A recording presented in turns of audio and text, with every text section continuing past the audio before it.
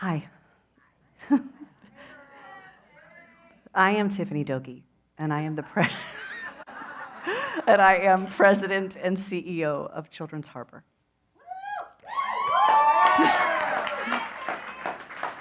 If we're meeting for the first time tonight, I lead a nationally recognized child welfare organization that is exclusively dedicated to serving teenagers, both in and aging out of foster care.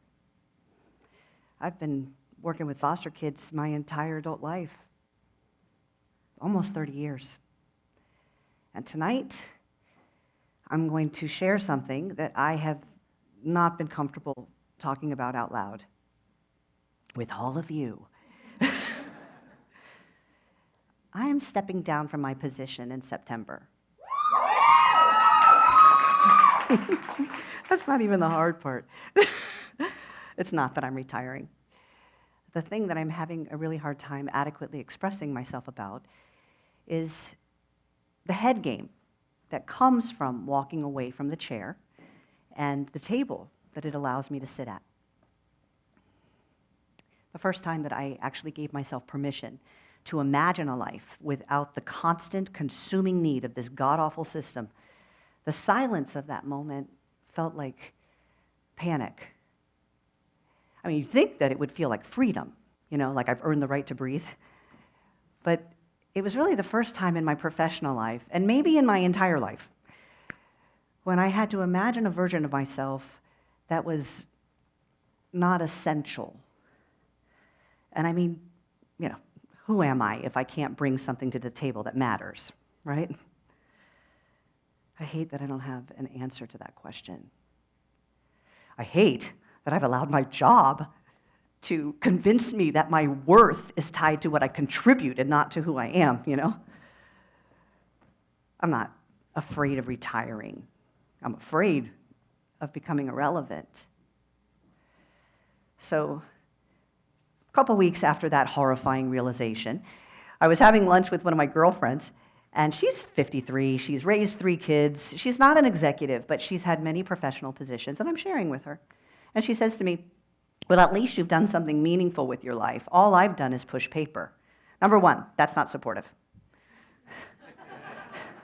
But as I'm sitting there looking at her cross-eyed, I realize we are sitting at the same table, eating the same jalapeno poppers, wearing different outfits, and asking the same question. My version of it is, who am I without the big table? And her version of it was, have I ever brought anything to the table that mattered at all? And then I thought about somebody else, somebody who sat at the biggest table I can ever imagine. And I'm not talking about beef big for Broward.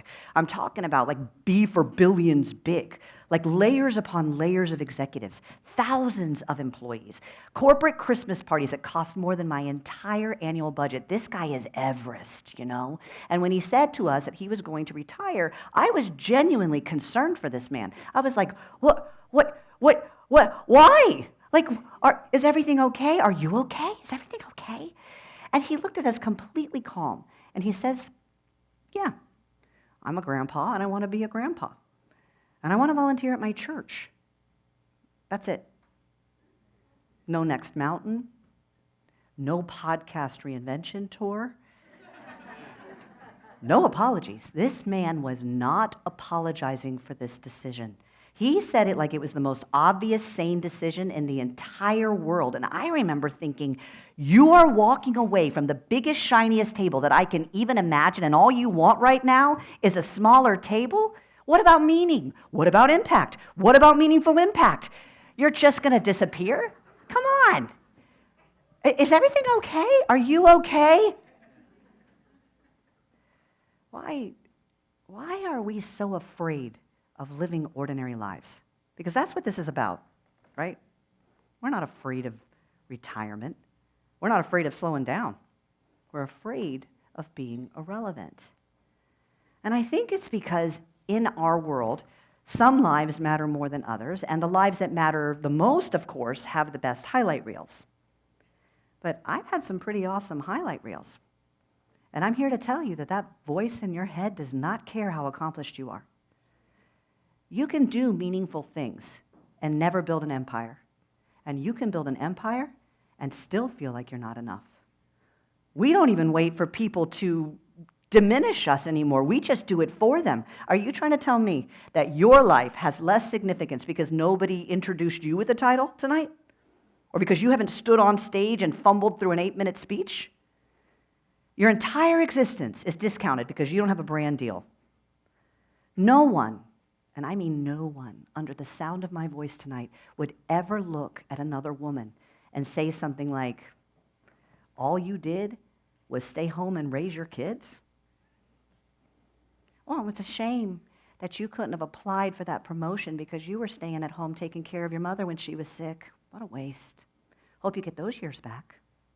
We would never disrespect someone's life like that. But we do it to ourselves all the time. We say things like, that's not a calling. I was just doing what I was supposed to do. That's not special. Anybody could do that. Meanwhile, we elevate everyone else's accomplishments like they're the gold standard of what it means to live a meaningful life. It's like every woman that I know is walking around with a silent scoreboard above her head, and it's just flashing the same message. Same message. Not enough. Not enough. Still not enough. Not enough for who? For who? Who are you trying to impress? Who is this mysterious judge that lives rent-free in your brain and has never once handed out a 10? Who handed you this scoreboard? And I know I sound like I'm preaching to you, but the truth is that I suck at this. I have spent my entire life doing, fixing, solving, never once stopping just to be. I am 50 years old and I am terrified to just be. But what if meaning isn't found in the impressive moments? What if meaning is found in simply being human, and we are missing it because we are so consumed with comparing ourselves to some imaginary woman that we thought we would be by now? Who decided that loving people wasn't enough? Who decided that friendship and presence and raising actual human beings isn't enough? We talk about bringing something to the table like there's only one table, the executive table. The table with the nameplates and the titles and the applause, but the moments that really matter in this world do not happen at that table. They happen at the kitchen table. They happen at the coffee table at 2 a.m. when your best friend is sobbing through her divorce. Ordinary tables, folding tables and hospital tables and backyard tables, that is where lives are held together. That is where people feel known and seen and loved. Those are the moments that are going to define your legacy. You don't need a bigger life. You need permission to stop disqualifying the life that you're already living. You need a new scoreboard.